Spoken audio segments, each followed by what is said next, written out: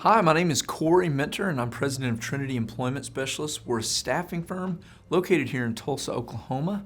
One of the things that we always try to do is add value to job seekers and employers. It's really important to us that we're always trying to at least add value. And so that's the reason for this video cast that we're doing. Today I'm talking about different recruiting strategies that are going to be for 2020. We've just gone through, or actually we're still right in the middle of it. We're in July of 2020. No one's ever going to forget 2020. It's the craziest thing I've ever seen in my life. And from an employer standpoint, it's really a weird time. Recruiting is not what it used to be. We are completely in a candidate's world. And that is weird because our unemployment rate shot up. You would think that it would be the other way around, but it really is not. Right now, candidates have a little bit of time to try to figure out where they're wanting to go to work. Most people who have been laid off got a really decent salary package that was if you made a lower salary, all of a sudden you started making 50 grand a year because of the stimulus. I don't know where this money is coming from. We just put $4 trillion into the market. I don't know what this means for us long term, but I do know that we really need to get serious and focus if you're going to try to bring in top talent. What is really weird, it's not really weird, it's just true. Steve Jobs said that a team of A-plus players will run circles around a team of B and C-level players. And really, you don't want to bet on your strategies. I would bet way more on the people that you have. And so getting the best people in your organization, it really, really matters. So how do we go about recruiting them? Well, this is part two of a section that I just completed, but I want to try to keep these underneath 10 minutes. So we're going to go ahead and do part two. The first things that I talked about earlier is just your employer branding. How is it that you're going to go brand your your company, and how do you go about doing it? What is it that is being said about your company? If a candidate is going to go research you, knowing that this is a candidate's market, what are they going to read about your organization? When they apply for a job, is it going to take less than 5 minutes? Because anything over 5 minutes, statistics show they're going to log off your website. Isn't that crazy? And a lot of us who we're just older. I mean, I'm 45 years old. I just remember filling out an application, that meant something. So I was really, truly willing to invest a lot of time in that. I didn't think anything of it if it were a difficult process. I thought it was something important, and that was something that I did, and it wasn't a hindrance on me if it weren't quick, fast, and easy.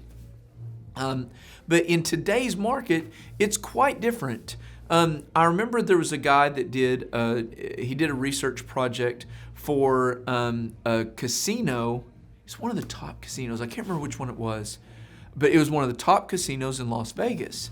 And what he wanted to do is he wanted to see how long does it take until that somebody can wait in line to check into their hotel, where we don't need to be offering them a drink or a snack or something because of their frustration level. Now, they did this same test. I wish I knew which hotel it was. It's bothering me and I can't remember it. They did the same test back in the 80s. You want to know how long you could wait in the 80s and it be no big deal? People were willing to wait a little over 10 minutes in line to check into a hotel until they become frustrated to the point where somebody needed to be coming in and bringing them a drink or something like that. They did the same thing in 2018. You want to know how long people were willing to wait in line in checking into a hotel until they became frustrated? It was a little under a minute. So this should tell us a little bit as employers what the general census of America is. And if you think about it, we're used to getting things right now. In my generation, we never had cell phones until after college. And so I remember a time where if I didn't know the answer to something, I was willing to wait until I could go research it. Well, most people now are very used to, and they have an expectation that they are going to get things right now. So it's really important that you make your website to where they can apply very, very quickly, because you'll lose a candidate.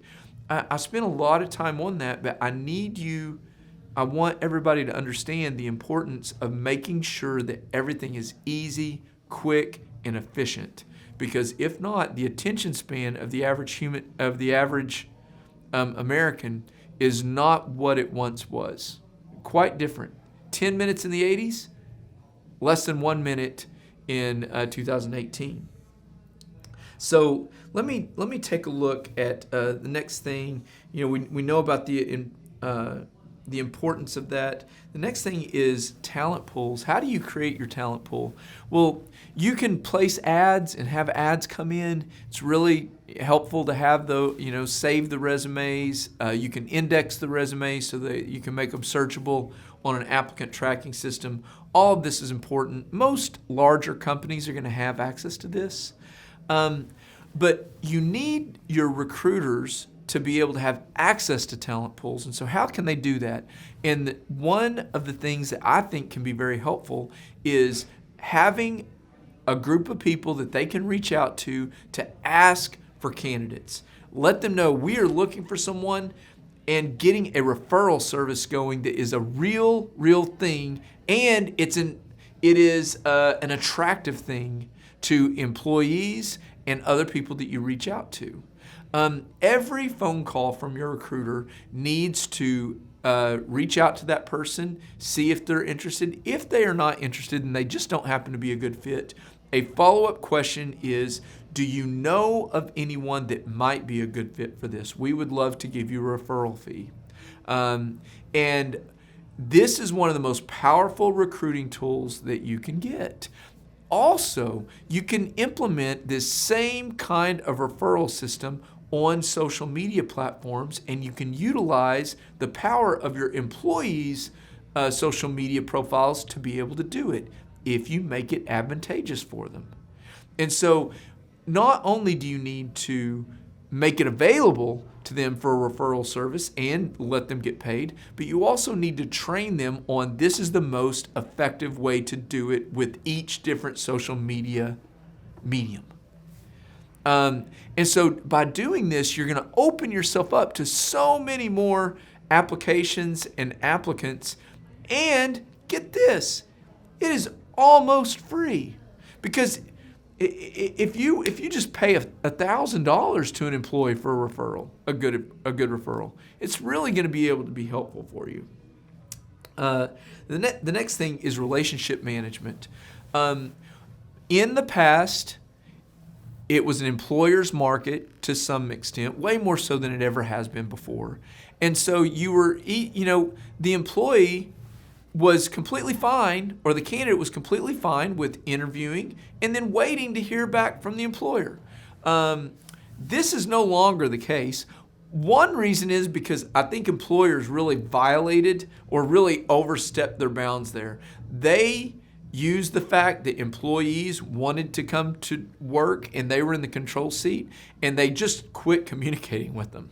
And so now, because of that, one huge advantage that you can do, that is free by the way, is stay in good contact with your candidates. And if you are in charge of any recruiters, making sure that they do a great job of that is a great indicator on what people are going to say about your company and whether or not they are willing to come and work with your company in the first place. And in addition to that, I'm going to overstep into another area because of time. I'm getting ready to wrap this up. In addition to that, you need to make sure that when you onboard this person, you're prepared for them and you do not ignore them. You need to make sure that they feel really, really great in your company, because right now, more than ever, they can leave, and they will. You have a responsibility as an employer now to make sure that they feel very welcomed and you bring them in as a part of the family. You can put together like a mentor for them, somebody that can walk them through their very first days. I would absolutely have an onboarding system for at least a week of exactly what it is that they're needing to do. Give them a definition of what is winning as well. I hope these things help you in recruiting in this type of season. Give Trinity a call if we can be of any help. Our number is 918-622-2588, or you can visit a lot about us as a staffing organization here in Tulsa and in the state of Oklahoma at trinityemployment.com.